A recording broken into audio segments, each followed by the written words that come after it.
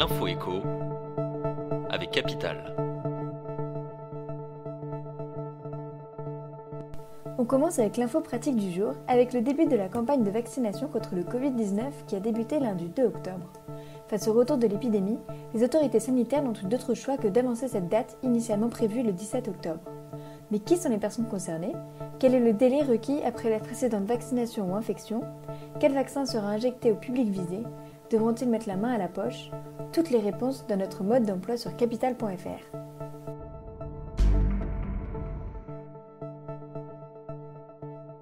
On enchaîne avec la question du jour. Vos aides personnalisées au logement, APL, augmenteront-elles vraiment de 3,5% au mois d'octobre? Alors que de nombreux médias se sont fait l'écho d'une telle revalorisation, la réalité pourrait être bien différente. En moyenne, la hausse des APL versées le 5 octobre devrait ainsi atteindre 3,7%, précise le ministère du Logement à Capital. Elle sera plus importante pour certains profils, jusqu'à 5,5%, et plus modeste pour d'autres. Les détails et explications de ces calculs sont à retrouver sur notre site.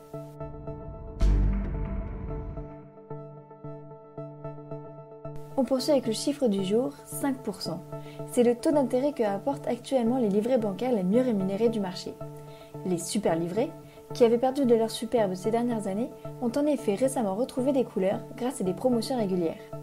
S'il est évidemment tentant de profiter de ces offres, vous devez bien avoir en tête qu'elles ne durent qu'un temps et que vous devez respecter certaines conditions pour y être éligible. Et n'oubliez pas que leurs rendements sont bruts. Plus d'infos sur capital.fr.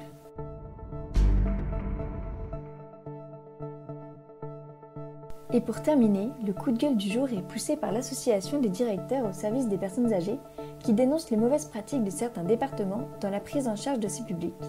Le vendredi 29 septembre, l'ADPA a présenté les hausses de budget prévues pour les tarifs en EHPAD et l'allocation personnalisée d'autonomie à domicile dans les départements et pointé du doigt ceux qui ne les ont presque pas relevés alors que l'inflation alimentaire sévit toujours.